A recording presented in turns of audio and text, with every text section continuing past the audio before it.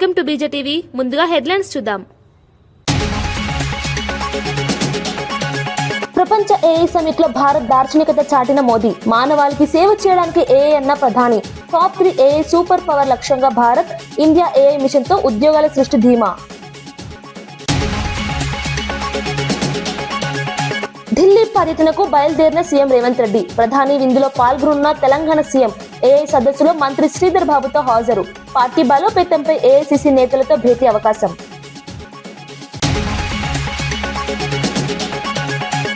అంబటి తప్ప మాట్లాడడం లేదన్న ఉండవల్లి వ్యాఖ్య. వ్యక్తిత్వంపై అనవసర విమర్శలు సరికాదన్న నేత. రాజకీయ విభేదాలు వేరు, నైతికత వేరు అన్న స్పష్టం. జైల్లో కలిసినప్పుడు కూడా బాధ పంచుకున్నానన్న మాట.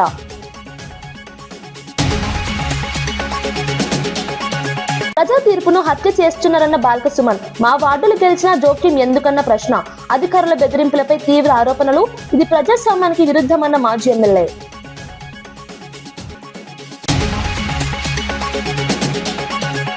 సిఐ తుపాకీతో బెదిరించాడన్న కూనంనేని ఆరోపణ. పోలీసులను వాడుకోవడం తగదన్న సిపిఐ నేత. ఇదే ప్రజాస్వామ్యమని ప్రశ్నించిన సాంబశివరావు. ఎన్నికల ప్రక్రియలో పారదర్శకత డిమాండ్.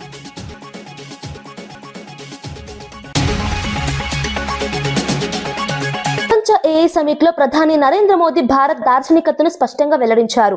ఏఐ అనేది మానవాళికి సేవ చేయడానికి కానీ మనుషులకు ప్రత్యామ్నాయం కాదని స్పష్టం చేశారు. ప్రపంచ టాప్ 3 ఏఐ సూపర్ పవర్లలో భారత్ నిలవాలని లక్ష్యంగా పెట్టుకున్నట్లు తెలిపారు.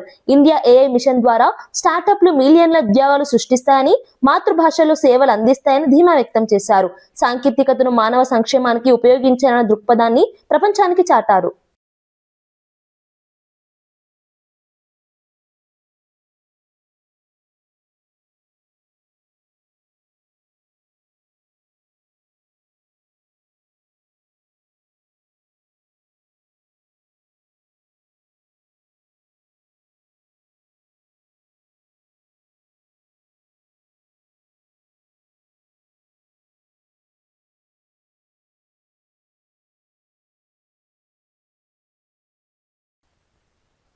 తెలంగాణ సీఎం రేవంత్ రెడ్డి ముంబై నుంచి ఢిల్లీకి బయలుదేరారు. ప్రధాని నరేంద్ర మోదీ ఏర్పాటు చేసిన ప్రత్యేక విందులో పాల్గొననున్నారు. రేపు ఉదయం మంత్రి శ్రీధర్ బాబుతో కలిసి ఏఐ సదస్సులో పాల్గొంటారు. అనంతరం ఏఐసీసీ ముఖ్య నేతలతో భేటీ అయి రాష్ట్ర రాజకీయాలు, పార్టీ బలోపేతంపై చర్చించే అవకాశం ఉందని సమాచారం. ఈ పర్యటనకు రాజకీయ ప్రాధాన్యత ఏర్పడింది.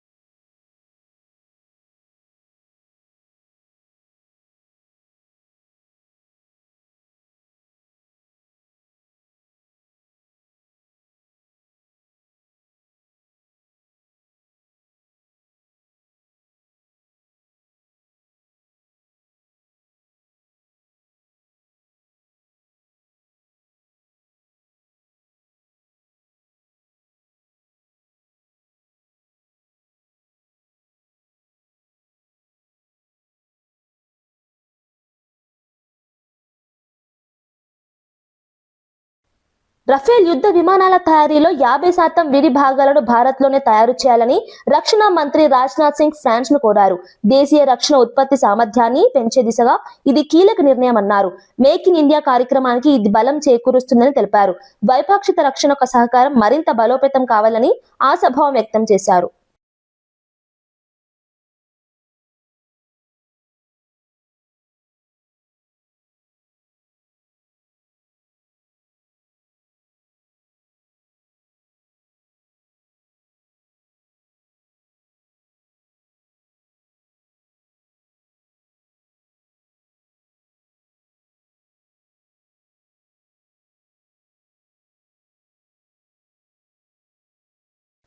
మదనపల్లిలో చిన్నారిపై జరిగిన ఘాతుకాన్ని ప్రభుత్వం అత్యంత సీరియస్ గా తీసుకుందని హోంమంత్రి వంగలపూడి అనిత తెలిపారు. నిందితులపై కఠిన చర్యలు తీసుకుంటామని చెప్పారు. బాధిత కుటుంబానికి న్యాయం జరిగేలా అన్ని చర్యలు తీసుకుంటామని హామీ ఇచ్చారు. రాష్ట్రంలో మహిళల భద్రతకు ప్రభుత్వం కట్టుబడి ఉందన్నారు. దర్యాప్తు వేగవంతంగా కొనసాగుతోందని వెల్లడించారు.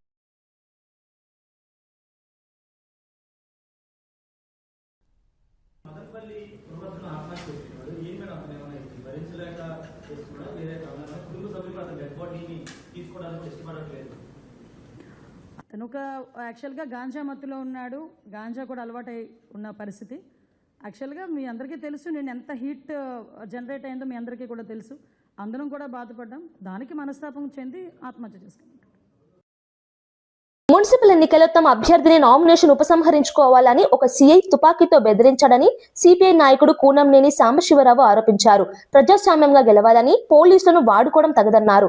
ఇదే ప్రజాస్వామ్యాన్ని ప్రశ్నించారు. మరోవైపు రాజకీయ ఒప్పందాలపై కూడా విమర్శలు చేశారు. ఎన్నికల ప్రక్రియలో పారదర్శకత ఉండాలని డిమాండ్ చేశారు. పోలీసులు లాండ్ ఆర్డర్ కంట్రోల్ చేయడానికి, అదే ప్రతిపక్షాల వాళ్ళందరూ బెదిరించి తుపాకు పెట్టి అదేగా ఒకటి విత్డ్రా చేయడానికి కూడా ఒక తుపాకు పెట్టాడు ఒక సిఐ కొత్తగూడెంలో. చాలా ఇంక చెప్పుకుంటూ పోతే చాలా అరాచకాలు చేశారు. ఆ అరాచక పద్ధతులు మంచివి కాదనేది, ఎందుకంటే ప్రెస్ లో చెప్పక తప్పదు. ఇప్పుడు కమ్యూనిస్టులుగా దానికే ఉంటాం. స్నేహమే, పొత్తులే. అన్యాయం జరిగినప్పుడు మాత్రం ఖచ్చితంగా చెప్పాల్సింది. మా దగ్గర ఒకటి కాదు, అన్ని చోట్ల చాలా చోట్ల ఈ విధంగా వస్తుంది. ఇది కరెక్టెడ్ పద్ధతి కాదని తెలియజేస్తూ, భవిష్యత్తులో కమ్యూనిస్ట్ పార్టీ ఆశాజనకంగా కమ్యూనిస్ట్ ఉద్యమం మరింత బలపడుతుందని నేను ఆశిస్తూ, అది మీ అందరి సహకారం కోరుతూ మా కర్నూలు జిల్లా కొల్లాపూర్ ప్రాంతంలో పాలమూరు యూనివర్సిటీ విద్యార్థులు నాణ్యమైన ఆహారం అందించడం లేదని ఆందోళనకు దిగారు. ఒక్కో విద్యార్థి నుంచి 10,000 మెస్ ఛార్జీలు వసూలు చేస్తున్నప్పటికీ సరైన భోజనం పెట్టడం లేదని ఆరోపించారు. రోడ్డుపై బైఠాయించి నిరసన చేపట్టారు. నిరసనను అడ్డుకునేందుకు వచ్చిన ప్రిన్సిపల్ తో వాగ్వాదానికి దిగారు. సమస్య పరిష్కరించకపోతే ఆందోళనను మరింత తీవ్రం చేస్తామని హెచ్చరించారు.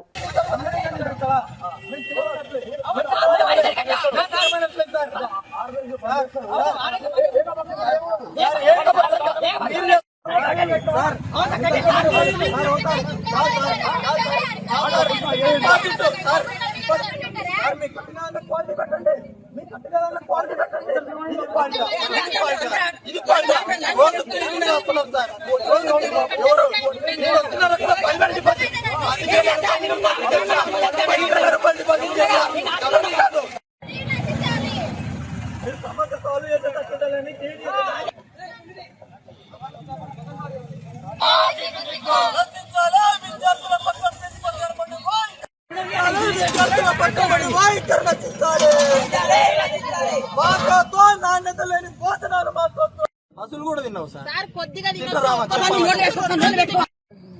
సార్ ఇన్ని రోజులు సార్ మేము కూడా మీ పిల్లలు అంటున్నాం సార్. సార్ మేము ఏమంటున్నాం, సమస్య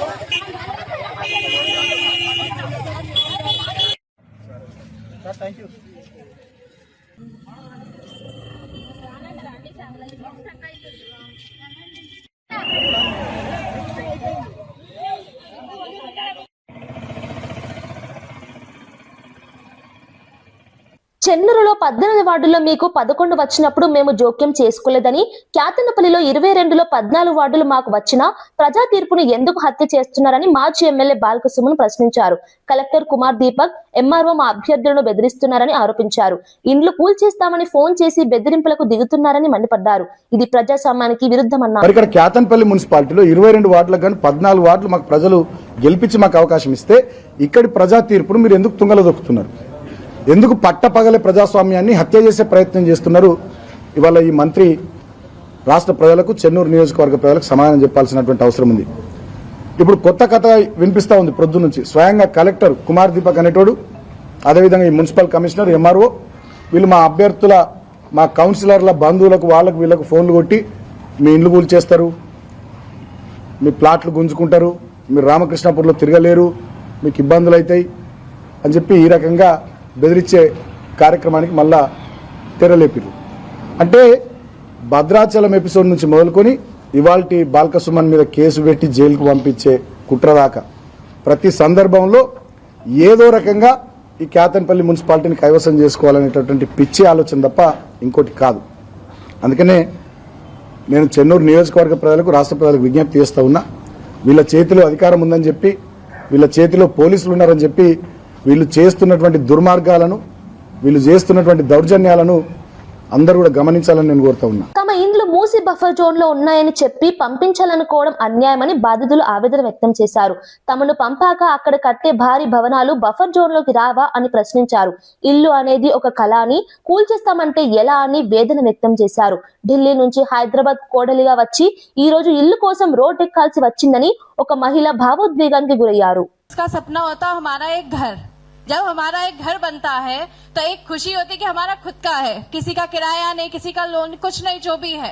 बट अगर सामने से आके कोई इंसान बोलता है, वो सही बोले कि हम किसी जीव का घोंसला भी तोड़ने के लिए नहीं सोचते कि वो कहाँ जाएगा, कैसा है. बट हमारा घर, एक मेरी फैमिली नहीं है, मेरे कॉलोनी पूरी हैदराबाद में कितने सारे लोग हैं जिनके घरों पे अभी खतरा है पूरा. और आज से नहीं, पिछले 2 साल से यही टेंशन में हम लोग स्ट्रेस में हैं. छोटे बच्चे हैं, बुजुर्ग हैं, घर के सब है. कहाँ जाएंगे हम लोग, किधर? वो सर्टिफिकेट देने को बोल रहे कि TDR देना है, उस लेके हम किधर जाते? फिलहाल तो हमें वो लेना नहीं है. अपना घर है हमारा जैसा भी है. और दूसरी चीज बोल रहे हैं बफर जोन, रिवर बेड और FTL लेबल, मतलब हमारा घर सेफ नहीं है, बाढ़ का डर है, इसलिए वो उसका रिजर्वेशन कराना है सब कुछ. फिर एक साइड बोलते हैं कि वहीं पे हाई राइज बिल्डिंग बनेगी, टूरिस्ट अट्रैक्शन बनेंगे, पैसे का आएगा, कॉमर्शियल उसको बनाना है. वो तब FTL और बफर जोन नहीं लगेगा कि उस नदी में तब पानी नहीं आता, वहां पे खतरा नहीं आएगा. मेरा सीधा एक है क्वेश्चन है, जब हमारे घर तोड़ने के लिए खतरा है कि हमारा घर है इसलिए डेंजर है, बफर जोन है, वहां लेबल आएगा, पानी आएगा. अभी सारे 15 गेट होते हैं, वो सारे खोल दिए थे थोड़े दिन पहले, सभी को मालूम होगा, वो सब खोले थे, कितना पानी आया था. ठीक है, तब वो जानबूझ के किया था, जानबूझ के था, सब जानबूझ के था, कुछ ऐसा नहीं था, नेचर से कुछ ऐसा नहीं हुआ. इतनी सालों से हमारे ससुर हैं, ससुर के पापा लोग, ग्रेट ग्रैंडफादर सब लोग रह रहे. मैं यहाँ हैदराबाद अपना घर बसाने आई थी, आज मैं खड़ी हुई हूँ अपना घर बचाने के लिए. सच में मुझे अच्छा नहीं लगता ये सब चीजें सोच के आई, बड़े सपने लेके आई थी हैदराबाद में, दिल्ली से इधर आई. लेकिन जब ये सब चीजों के लिए आगे बाहर निकल के, मैं घर की बहू हूँ, मुझे बाहर आके खड़ा होना, मेरा 1 साल का बच्चा लेके मैं आई यहाँ पे, मन नहीं करता. लेकिन क्या, मेरे साथ कितनी फैमिली है वहाँ पे, कुछ आगे नहीं आ रही है, लेकिन बहुत सी है, सबका वही है, हमें अपना घर बचाना है. बट ये TDR नहीं लेना, आपको बस अपना घर होना. और वो जो सुंदरता है, मैं वीडियो है मेरे फोन में, मेरे छत से नदी दिखती है, इतने सुंदर मोर वहां नाच रहे थे, इतने अच्छे, पूरा जीव है, सब है, उनको बर्बाद करके रखना है, क्या करना? पूरी नेचर तो हटा गई. नेचर में भी कुछ उनको भी हक है. ग्रीनरी में अभी हैदराबाद नंबर 1 पे आ रहा था, बट अब वो नहीं आएगा क्योंकि हाई राइज बिल्डिंग बन रही, पहाड़ तोड़े जा रहे हैं, नदियां हैं उनके पास में, जो भी है वो लैंड होके बस प्लाटिंग करना है, हाई राइज बिल्डिंग बनाना है और पैसा कमाना है, कमर्शियल लैंड बनाना है, बस. उससे कुछ नहीं होता. नेचर कहाँ चाह रहा है? घर है, गरीबों का है, उन्हें तो एटलीस्ट सुकून से रहने दो. हम किसी से कोई एक्सपेक्टेशन नहीं रखें, ना हमें स्कॉलरशिप, हम जनरल है, नॉर्मल है, इंसान है भाई, हमें रहने दो अपने घर में, और कुछ नहीं होना. Thank you. అన్నమయ్య జిల్లాలో నిందితుడు కులవర్ధన్ ను రక్షక్ వాహనంలో తీసుకెళ్తుండగా పోలీసుల నుంచి తప్పించుకుని పారిపోయాడని ఎస్పీ ధీరజ్ కునుబిల్లి తెలిపారు. అతని కోసం 3 బృందాలు గాలింపు చేపట్టాయి. ఉదయం అతను చెరువులో మృతదేహంగా లభ్యమయ్యాడు. ప్రాథమిక దర్యాప్తులో ఆత్మహత్య చేసుకున్నట్లు తెలుస్తోందన్నారు. పూర్తి వివరాలు దర్యాప్తులో వెల్లడవుతాయని చెప్పారు. ఆ టైంలోనే చుట్టుపక్కల ఒక 50 మంది గ్రామస్తులంతా కూడా గుమిగూడి ఇతన్ని చంపడానికి ప్రయత్నించే సమయంలో మనమే రక్షక్ వెహికల్ని లో పెట్టి ముద్దాయిని అతన్ని తీసుకోవడం జరిగింది. మళ్ళీ అక్కడ లా అండ్ ఆర్డర్ సిచ్యువేషన్ చాలా హెవీగా డెవలప్ అవడం వల్ల, హైవే కూడా బ్లాక్ అవడం వల్ల మనకి ఆ రక్షక్ వెహికల్ స్టాఫ్ని కూడా తిరగడం జరిగింది. అక్కడ ఒక డ్రైవర్ మాత్రమే ఉండడం జరిగింది ముద్దాయితో పాటు. ఆ సమయంలో అతను తప్పించుకొని పారిపోవడం జరిగింది మార్నింగ్ టైం. తర్వాత ఒక 2 టీమ్స్ పెట్టి వెతికించాం, కానీ హౌవర్ రిజల్ట్ దొరకలేదు. ఈరోజు ఇలా నిన్న జరిగిన ఆందోళనలో కొన్ని యాంటీ సోషల్ ఎలిమెంట్స్ యాక్టివ్గా పాల్గొన్నాయి అనేది ఒక జరుగుతుంది. అది ఎంతవరకు అంటే ఆల్రెడీ ఎవరైతే ఇదంతా ఇష్యూని పొలిటిసైజ్ చేశారో, లేదంటే ఇది ఒక రాంగ్ ధోరణి వైపు తీసుకున్నారో వాళ్ళందరి మీద కూడా కేసెస్ రిజిస్టర్ చేయడం జరిగింది. స్ట్రిక్ట్ యాక్షన్ తీసుకుంటాం. ఏదైతే పాపకి జరిగిన అఫెన్స్ అనేది చాలా దురదృష్టవశాత్తు చూపించాల్సిన క్షణంలో ఇది వాళ్ళ ఓన్ పొలిటికల్ మైలేజ్తో, లేదంటే వాళ్ళ ఓన్ ఆర్గనైజేషన్ ఇంట్రెస్ట్ కోసం వాడుకున్న వాళ్ళందరి మీద కూడా మనం కేసు రిజిస్టర్ చేస్తాం అండ్ స్ట్రిక్ట్ యాక్షన్ కూడా తీసుకుంటాం. టీడీపీని ప్రశ్నిస్తే టీటీడీ ఎందుకు సమాధానం చెబుతుందని టీటీడీ మాజీ చైర్మన్ భూమన తిరుపతి ప్రశ్నించారు.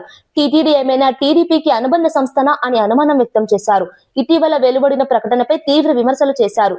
దేవస్థానాన్ని రాజకీయాల్లోకి లాగడం తగదన్నారు. పారదర్శకతతో వ్యవహరించాలని డిమాండ్ చేశారు. వెబ్సైట్లో దాన్ని పొందుపరచల టీటీడీ ఇచ్చినటువంటి ప్రకటనకి తెలుగుదేశం పార్టీకి సంబంధించిన పత్రికలు, ఛానళ్లు ఆ ప్రకటనని చాలా బహుళ ప్రాచుర్యంలోకి తెచ్చినాయి. టీటీడీ ఆ ప్రకటనని మేము ఇవ్వలేదు అని ఖండించను కూడా లేదు. అంటే టీటీడీ ఇచ్చినట్టుగానే భావించవలసి వస్తుంది. అదే ప్రకటనని బిఆర్ నాయుడు గారు తన ట్విట్టర్లో యథాతథంగా ఉంచటము జరిగింది. టీటీడీని ఎవరు ప్రశ్నించారని వాళ్ళు సమాధానం ఇచ్చినారో అర్థం కావటం లేదు. ఎవరు టీటీడీని ప్రశ్నించలా, ప్రశ్నించింది టీడీపీని. టీడీపీని ప్రశ్నిస్తే టీటీడీ ఎందుకు సమాధానం ఇచ్చింది అన్నది ఆశ్చర్యం. బోలేబాబా మా అసోసియేటెడ్ సంస్థ హెరిటేజ్ అని అన్నట్టుగా, మా మ్యానుఫ్యాక్చరింగ్ యూనిట్ ఇందాపూర్ అని హెరిటేజ్ అన్నట్టుగా టీడీపీ పార్టీకి టీటీడీ ఏమన్నా అనుబంధ సంస్థనా అనే అంత పెద్ద ఆశ్చర్యకరమైనటువంటి అనుమానాలు నిన్న వాళ్ళిచ్చినటువంటి ప్రకటన ద్వారా అర్థమవుతుంది. టీటీడీ అన్నా టీడీపీ అన్నా ఒకటేనా అని ఆ ప్రకటన చూసిన వాళ్ళందరూ కూడా అనుకుంటున్నారు. అంబటి రాంబాబు అనే వ్యక్తి తప్పు మాట్లాడడం తాను ఎప్పుడూ వినలేదని మాజీ ఎంపీ ఉండవల్లి అరుణ్ కుమార్ అన్నారు. ఇటీవల కారులో కూర్చొని బాధపడ్డారని, తాను జైల్లో కలిసినప్పుడు కూడా అదే విషయాన్ని చెప్పాడని వెల్లడించారు. అంబటి వ్యక్తిత్వంపై అనవసర విమర్శలు చేయడం సరికదన్నారు. రాజకీయ విభేదాలు వేరు, వ్యక్తిగత నైతికత వేరు అని సూచించారు. ఎప్పుడు కూడా అతను తప్పు మాట్లాడటం చాలా వ్యంగ్యం, ఎటకారం, ఏళాకోళం ఉంటుంది. కానీ తప్పుగా ఒక మనిషిని కించపరిచేలా, ఎందుకంటే నా మీద చాలాసార్లు మాట్లాడాడు. నేను అప్పుడు కాంగ్రెస్లో ఉండి అతను వైసీపీలోకి వెళ్ళినప్పుడు నా మీద బోల్డ్ అని ప్రెస్ మీట్లు పెట్టాడు. ద్రోహి నువ్వు అన్నాడు, ఇది అన్నాడు. ఎప్పుడు కానీ అందులో అన్పార్లమెంటరీ వర్డ్స్ ఏముండవు. మనం ఎలా మాట్లాడేవాడిని అనడానికి లేదు. నా మీద ఆ లెవెల్లో రెచ్చిపోయేవి అనడానికి ఉంటుంది తప్ప అలాంటి మాటలు మాట్లాడతావా అన్నారు. ఎప్పుడు మొన్న కూడా అతను ఏం ప్రెస్ మీట్లో అన్నదో ఏదో కాదు, అతను అనుకున్న మాట. వచ్చి కారు మీద కొట్టేస్తుంటే అతను అనుకున్నాడు, ఎందుకంటే కొడుతున్నాడు ఎవరో అతనికి తెలిసి ఉండరు. చంద్రబాబు నాయుడు మనుషులని చెప్పి చంద్రబాబు నాయుడు అనేసాడు. అన్నాక వెంటనే చాలా బాధపడ్డాడు. చాలా మొన్న కూడా నాకు జైల్లో అదే చెప్పాడు, ప్రెస్ మీట్ పెట్టి చెప్పాడు. మొన్న జైల్లో కూడా బాధపడ్డాడు. ఎలా వచ్చిందో అలా వచ్చింది, ఇంకా కొడతనం పోలేదు నాకు. చిచి తిరుమల ప్రసాదంలో అవినీతి జరుగుతోందని ఎమ్మెల్సీ ఆరోపించారు. నిన్నటి వరకు 350కి కొనుగోలు చేసిన నెయ్యిని ఒక్కసారిగా 700కి పెంచడం వెనుక భారీ అవినీతి ఉందని విమర్శించారు. బయటకు పెద్ద మనుషులా చలామణి అవుతూ లోపల అవినీతి చేయడం సరికాదన్నారు. ధరల పెంపుపై సమగ్ర వివరణ ఇవ్వాలని డిమాండ్ చేశారు. రాష్ట్ర ప్రజలందరూ కూడా ఒక పాపాన్ని వచ్చి ఓటేసి 5 సంవత్సరాలు పదవిస్తే ఏ రకంగా ఈ పార్టీ ప్రభుత్వం తాలూకా దోపిడీ ఉందో ఒకసారి రాష్ట్ర ప్రజలందరినీ కూడా ఆలోచన చేయమని కోరుతున్నాను. నేను చెప్పిన దాంట్లో ఏదైనా అవాస్తవం ఉంటే, చెప్పిన దాంట్లో ఏదైనా కాదు అనుకుంటే రమ్మని చర్చించమనండి. వాస్తవాలు చెప్పండి ప్రజలకి. చంద్రబాబు నాయుడు మాట్లాడిన ప్రతి మాటని మేము చూపెడతాం. ఆ కూటమి సభ్యులు ఆ నాయకులు మాట్లాడిన ప్రతి మాటని మేము చెప్తాం. జరిగిన వాస్తవాలు ఏంటో చెప్తాం. నిన్న కూడా చూపెట్టాను మీ అందరికీ. హెరిటేజ్ సంస్థకి ఇంద్రాపూర్తో ఉన్న డైరీకి ఉన్న సంబంధాలని, వాళ్ళ అనుబంధాలని అవన్నీ చూపెట్టారు. నిన్న సాయంత్రం వచ్చి ఒక వివరణ కూడా తిరుపతి దేవస్థానం నుంచి చూపించారు. వివరణల కంటే చర్చ రావచ్చు కదా, వివరణల కంటే చర్చ రావచ్చు కదా. రాలే. ఎంతసేపు ఫాల్స్ పబ్లిసిటీ.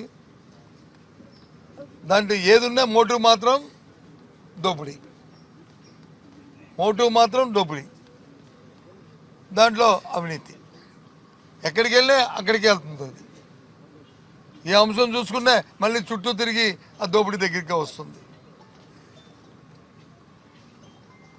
సుప్రీంకోర్టు మీరు వేసిన సిబిఐ ఎంక్వైరీ సిట్టే సిబిఐ ఎంక్వైరీ ఫైండింగ్స్ ఇచ్చిన తర్వాత అప్పుడు వాస్తవాలన్నీ మళ్ళీ బయటకు వచ్చాయి. కొన్ని కొత్త విషయాలు బయటకు వచ్చాయి.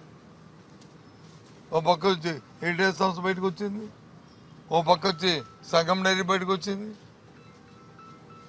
ఓ పక్క వచ్చి ఇంకా నంది అంటున్నారు. ఇంకా అది కూడా జరుగుతుంది. దాంతో హెరిటేజ్ ఉన్న సంబంధాలు కూడా విషయాలు కూడా బయటకు వస్తున్నాయి. ఇవన్నిటికంటే ముఖ్యం ఏదైతే ఇంతవరకు 320 రూపాయలు 350 రూపాయలు కొన్న నెయ్యిని 700 రూపాయలకి పెంచారంటే, డబుల్ చేశారంటే అందులో జరిగిన అవినీతి.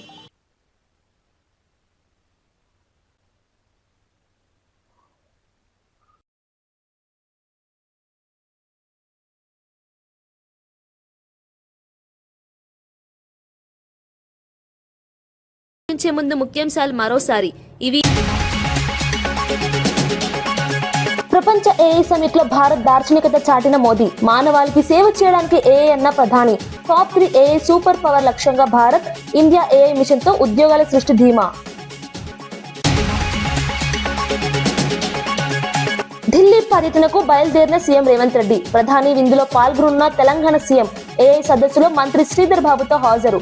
పార్టీ బలోపేతంపై ఏఐసిసి నేతలతో భేటీ అవకాశం.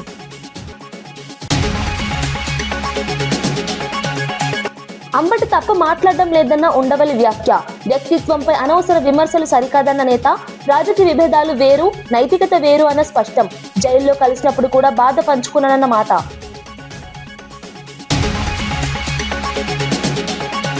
ప్రజా తీర్పును హత్య చేస్తున్నారన్న బాల్క సుమన్. మా వార్డులు గెలిచినా జోక్యం ఎందుకన్న ప్రశ్న.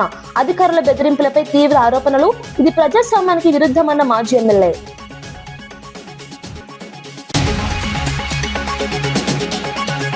సిఐ తుపాకీతో బెదిరించాడన్న కూనంనేని ఆరోపణ.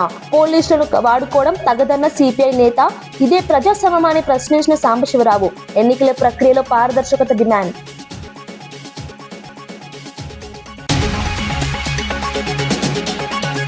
వార్తా విశేషాలు మరో బులెటిన్లో మళ్ళీ కలుద్దాం. నమస్కారం.